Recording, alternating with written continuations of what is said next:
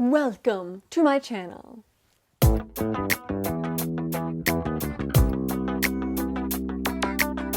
Hello crafters, welcome to Craft is Autonomous. If you are new here, my name is Amanda and I post weekly crafting tutorial DIY videos. Today I have a project for my crochet peeps and it's also Christmas theme. And that is to be crocheting a Christmas tree. I'll give you some closer shots in a minute. This is all worked in single crochet stitches and it's kind of like you work from a grid. I will say that this is not really a beginner technique. This is something that took me a long time to get the hang of myself, but don't worry, I break it down really simply, so as long as you know how to single crochet, you will be able to follow along with this project, and it is definitely worth learning. I'm going to specifically show you how to make this tree from a graph. But if you stick around to the very end, I show some different projects of how you can use the same techniques that I show in this video to make some really cool projects. So let's jump into learning how to crochet this Christmas tree graph.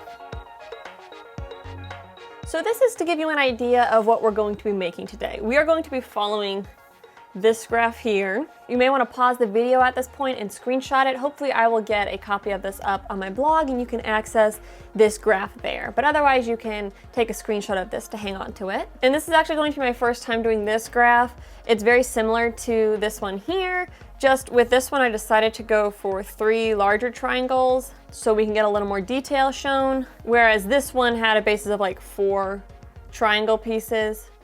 But really it's the same pattern. And you of course don't have to follow my graph, you can make your own. A Christmas tree is a really simple design to start working with crocheting with a graph. So whether you use my Christmas tree or you get out some graph paper and tweak this design or your own design of a Christmas tree, however you want, I think a Christmas tree is a great place to start. And then just for fun, I'll go ahead and mention this while we're here, is these are 2 that I made. These both used the same pattern, just this one, and I added a border on this one. But with this one, I did single crochet stitches, and this one I did half double crochet stitches. So because half double crochet is taller than single crochet, it basically will stretch your image, distort it a little bit taller. So that's just another cool idea if you don't want to change the graph, but you do want a taller Christmas tree. So for this video, I'm going to be following this graph, but of course we need more than just a graph to make this project. The yarn I am using today is just some Red Heart yarn, and I don't know the colors of these off the top of my head, but as always, I will have this all linked down below.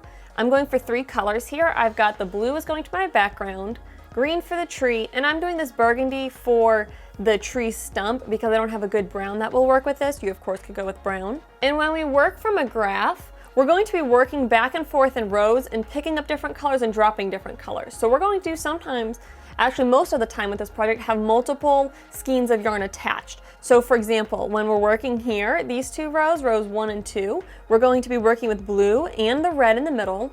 And then when we get to these rows, rows with the green tree, we're going to have blue on this side, green in the middle, and blue on this side. So with the red, I just pull from my ball of yarn. With the green, I just pull from my ball of yarn. But for the blue, what I like to do is make what we call bobbins. And this is so that way I can have blue attached for this side, green in the middle, and another blue attached for this side, instead of having to either carry my blue all the way across, and it also means less tails because I don't have to keep cutting my yarn every single row as I go back and forth. So what I mean by a bobbin is basically we're gonna wind this into some smaller balls that will give us enough to do this side and enough to do this side. So to do this, I like to use clothespins. The plastic kind would be better than these wooden ones because it's not like they sand these down and then put a nice coat of poly on there. So if you're using wooden ones like I am, there is potential for it to snag the yarn, but this is what I have on hand, so that's what I'm using. You can of course opt for the plastic ones from like the dollar store. And the reason I like using a clothespin for my bobbins instead of just winding a smaller ball is because first of all, I can hook it there, so that way when I get down to the really last little bit, I don't have it all unraveling. But to make it, I'm just going to wind it around and around and around. And then when I get back from winding this, I'll show you what I really like about this. So I'm back with my mostly wound bobbin, and before I get into what I really like about this, I will mention to kind of give you an idea of how to tell how much yarn do you actually need. I like going bigger versus less because then I'm less likely to need to rejoin some more of the blue yarn.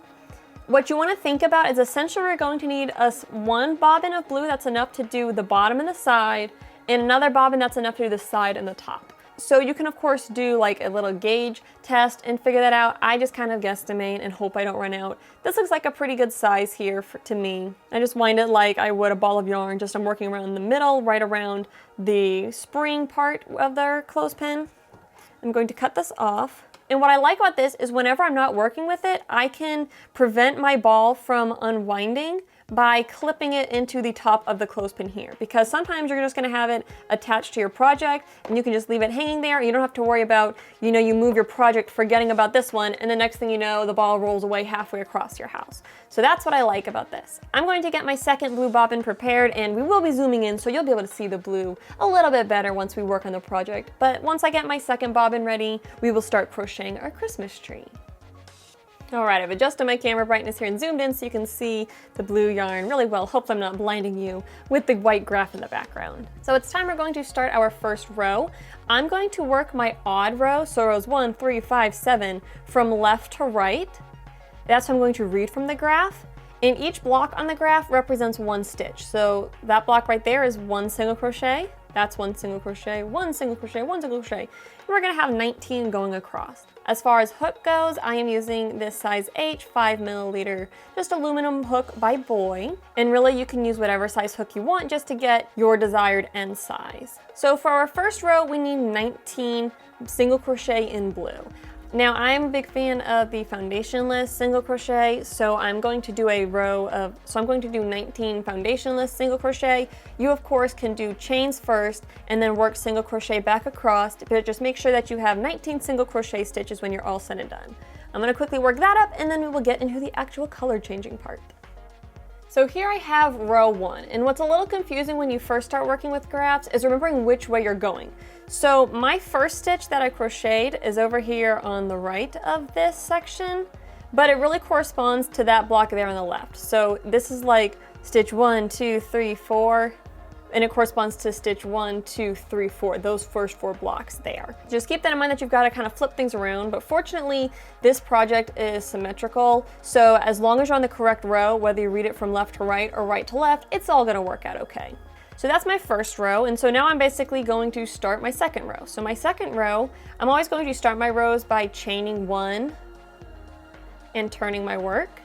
And then I'm going to start crocheting across. So my first 1, 2, 3, 4, 5, 6, 7, 8 stitches in this row are going to be in blue. So I'm going to come to my first stitch from the previous row and work 1 single crochet, a second single crochet, a third single crochet, a fourth single crochet,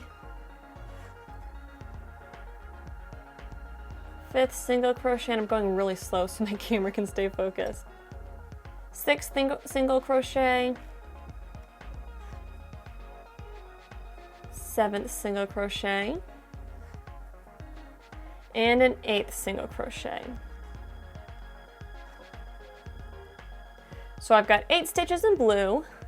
My next 3 stitches are going to be in red. So we went ahead and completely completed 8 single crochet stitches in the second row, but we actually need to undo a little bit of the last row for our color change. So what I'm going to do is I'm going to keep this attached. I'm going to get the end of my red, and we're going to attach this. Whenever I join new yarn, I always like to make a slip knot in the yarn I'm joining. You don't have to do a slip knot, you can just do a yarn over and pull it up. But I just personally think that doing a slip knot is so much nicer because you don't have to worry about this tail pulling through and then it becoming weaker, because if it pulls through, who cares if this tail pulls through? You've still got a secure knot, it's not going to unravel. So we'll set that there for a moment. And now it's time for our color change. So what I want to do is I'm gonna completely unravel that 8th single crochet so I can show you. And put my hook back in there, so I've got 7 blue. So this is my 8th blue stitch. So I'm going to insert my hook in the following stitch, yarn over, and pull up a loop. Now normally to finish a single crochet, I would yarn over and pull through everything and that would finish it. However, because my next stitch is going to be in a different color, I'm going to, instead of yarning over with my blue, I'm going to yarn over with my red, or because I decide to do the slip knot method, I'm going to put the slip knot on my hook. So either put the slip knot on your hook or yarn over, just make sure it's in your new color. Once you have your new color on there, pull that through both of your blue loops. And that will complete your 8th blue stitch, but now you'll be ready to work your 3 red stitches. So 1, 2, 3, going across. Since the red section is so small, I'm going to work over my blue tail when I work my red stitches. So I'm just going to leave this blue attached, and I'm going to work my stitches over, and I'm also going to work over this red tail. So what I mean by that is I'm going to go to my next stitch where I'm going to work my first red spot, insert my hook, and then while my hook's through there, I'm going to take my blue and just lay it on top of my stitches. And same with this red tail. Just lay it on top of my stitches there. I'm not going to mess with those, just make sure that those are laying on top of my stitches. Then I'm going to yarn over with my red, pull up a loop, yarn over, and pull through 2, and that will work my first red stitch. So I'm going to work 2 more red stitches, so 1,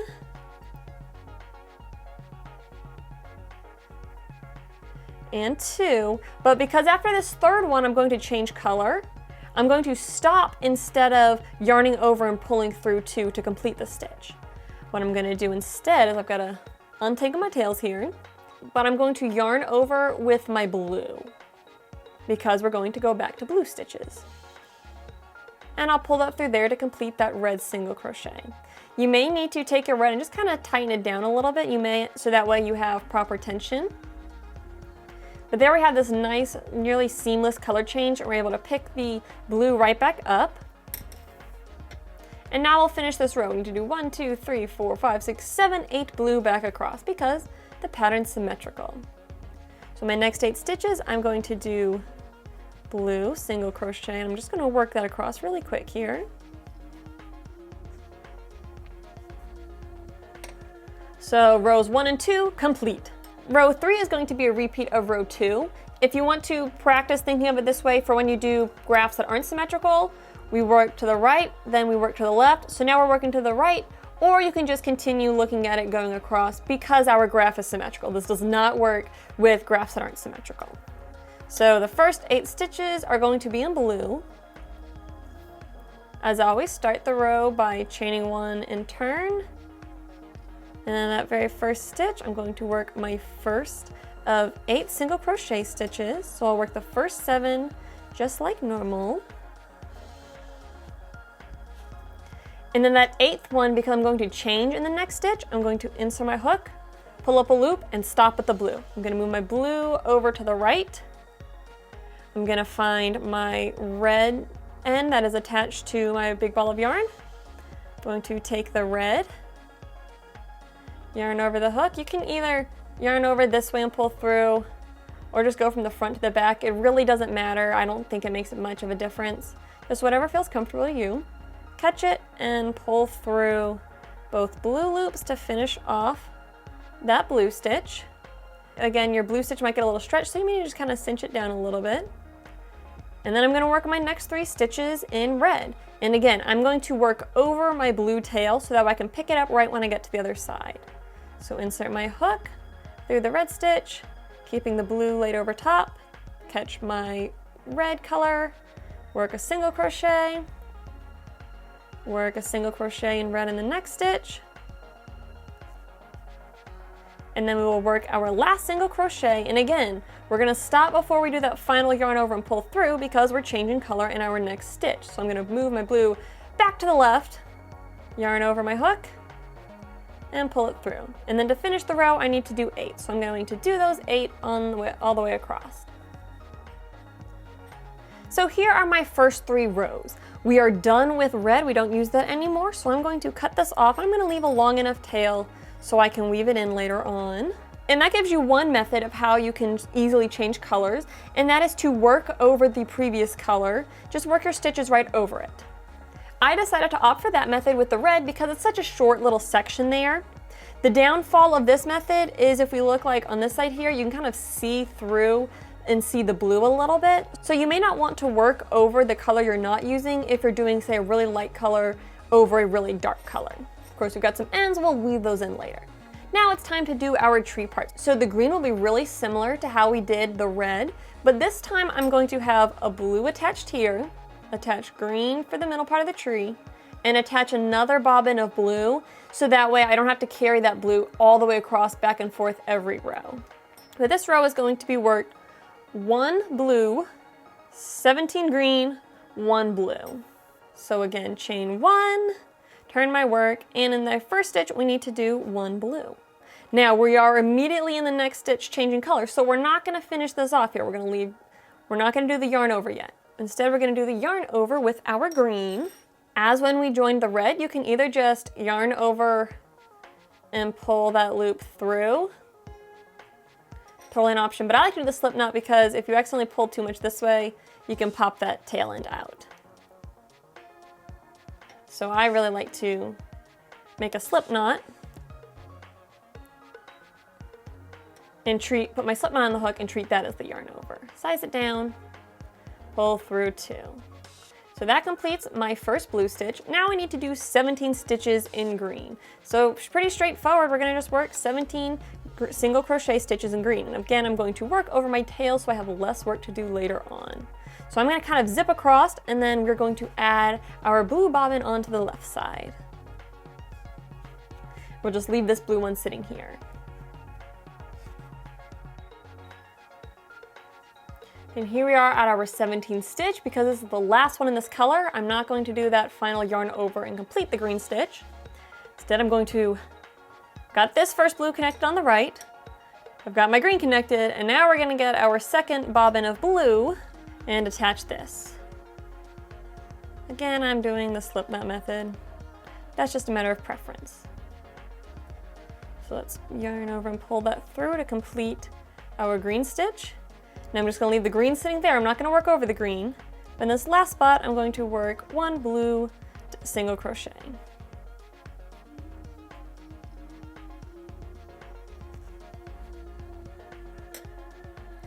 So that is my first row of green. If we look at the pattern, our next row is going to be 2 blue, 15 green, and 2 blue. Again, it's symmetrical, so it doesn't really matter which way we're working. Now, the nice thing with this pattern is it repeats a lot. So really, I only need to show you 2 more rows, and that is how we carry the yarn and change colors when we work this next row, where we are doing less numbers of green stitches and more blue. And then later, I will show you how we go from, say, row 8 to row 9, where we're doing less green stitches, and then we go to more green stitches. And I'm going to show you how to carry the yarn so that way you get the nice graph look. So we're going to call the rows going from more green to less green, I'm going to call those decreasing green rows. And the rows going from less green to more green, I'm going to call them increasing green rows. So I'm going to demonstrate the decreasing green rows going from row 4 to row 5. Just to zoom out to give you a little bit of an idea, here's what I've got going on. All right, I've got 3 things connected. So let's go ahead and start on row 5. I'm going to, of course, chain 1, and then I've got to turn my work. What I like to do is I like to turn my work and then untangle all my skeins of yarn, because if you don't do that after every row, it will very quickly become super messy and it will be a headache, and you'll be like trying to pull yarn and it'll be all tangled up. So zooming out to show you that I like to turn my work and then untangle all my skeins of yarn before I go forward. It just makes life so much easier. Let's zoom back in. For this particular row, I need to do 2 blue and then 15 green. So my first stitch is a blue. Going to work that single crochet right there. And then in my next stitch, I'm also doing a blue, but the following stitch is going to change to green. So on the right-hand side of the tree, we don't really have to do anything fancy. We're just gonna work our blue, our 2 blue, pick up our green, pull it through to finish that blue stitch, and the green just kind of naturally stays to the front because we are going in narrower that way. So then I'm going to work 15 green, and again, I'm just leaving this one attached here. I'm not doing anything more with it. I'm going to work 15 green single crochet.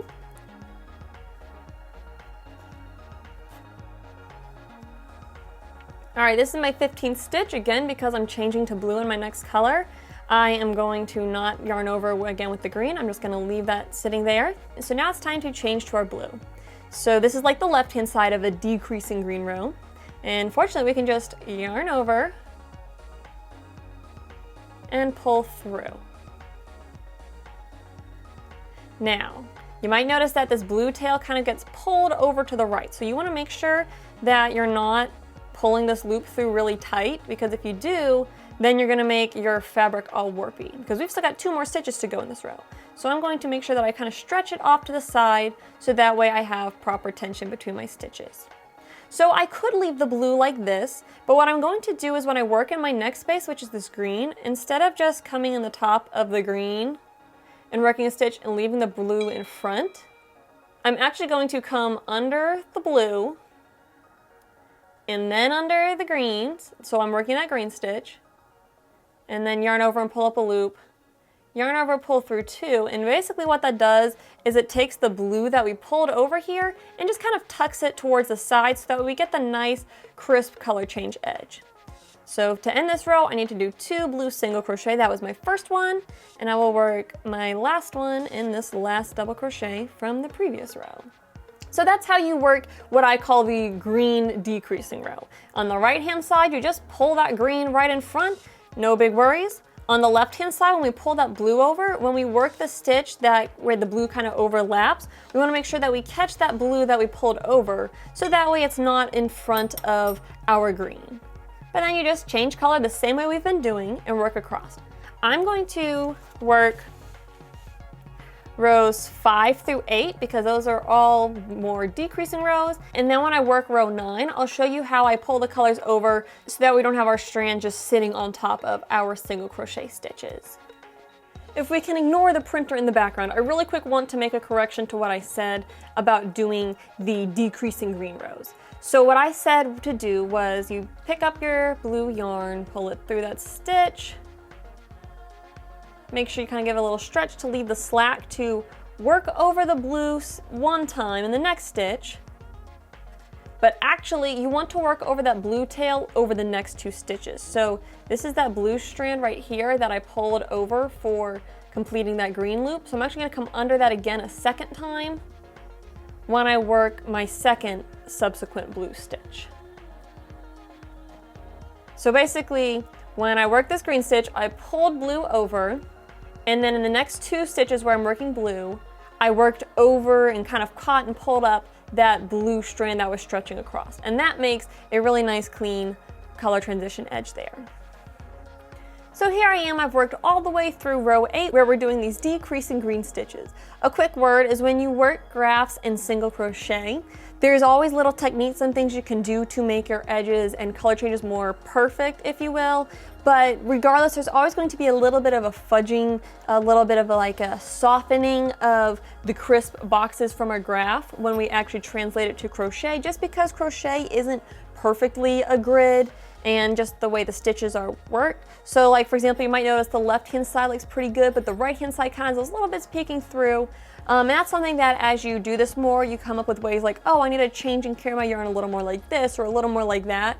But if yours is looking like that, don't think, oh no, I'm doing something wrong. That's just part of the nature of it. And when you're all said and done, because it will be a big picture, it won't just be this one little spot here, it'll blend right in and it'll still look awesome. So now I'm going to show you how I work what I call an increasing green row, meaning that we're doing more green stitches than we did in the previous row.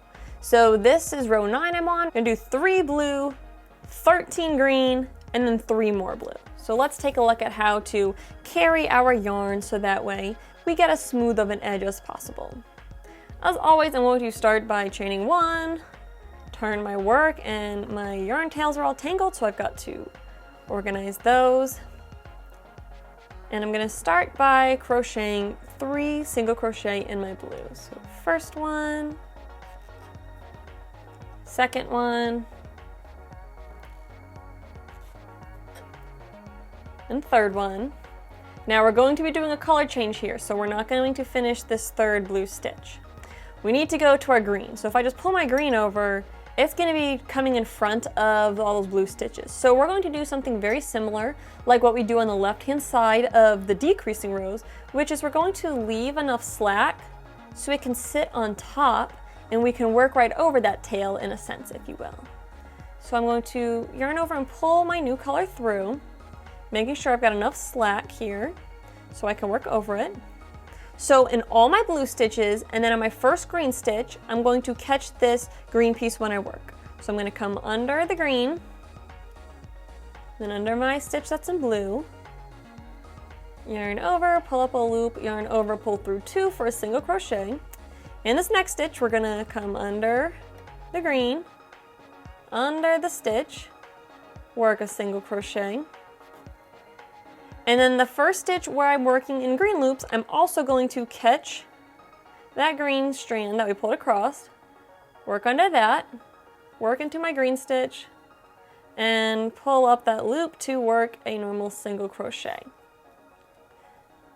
So once I've worked over all my blue stitches and I've also pulled it up in the first stitch that's on top of another green stitch, then I'm just gonna work across like normal. So I've got my first 3, I need to do another 10. But after I do this 8th one, let's pause for a second. If we just wait to pick up the blue until we do those 2 more stitches and pick it up there, we're gonna have this awkward blue strand in the front. So when I go to work these last 2 green stitches where I'm working over blue, I'm going to come under my blue strand, go into my blue stitch, and I'm gonna hold the blue strand down along the top, catch my green, pull it up and through everything, work a single crochet. And I've still got this blue tail that I'm working over, and I've got to do my last green.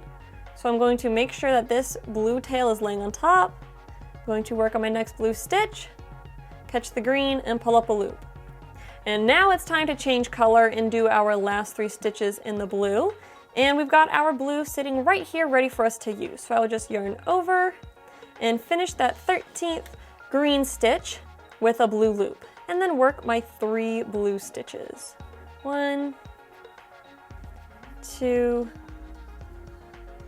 and 3. So now if we look at it from the front, or if we flip it over and look at it from the back, we have this pretty nice color change. Even though we really shifted our stitches over color-wise, we didn't have to detach and rejoin our yarn. We were just able to work over it and disguise it under our stitches. And now for the next 4 rows, we will be doing the decrease thing. Then we're going to do another row of increase, 4 more rows of decrease, and then a last row of blue. So we're just gonna keep following our pattern for these last few rows, and then our project will be done. So I've shown you the basics of how to get it finished. I'm gonna finish this up, and then we'll look at how it turns out. One last thing I wanna show you before I finish filming the tutorial for this is I'm going to show you rows 18 and 19. So row 18 has 9 in the blue, 1 in the green, and then 9 more in the blue. And this is because our final row is just solid blue. So essentially what I'm going to do is make my color change just like normal, where I pull up the green. I will do that 1 green stitch. And then I'm gonna make this color change the same way we do on all the other decreasing rows, where I leave enough slack so in the next 2 stitches I can work over that blue tail.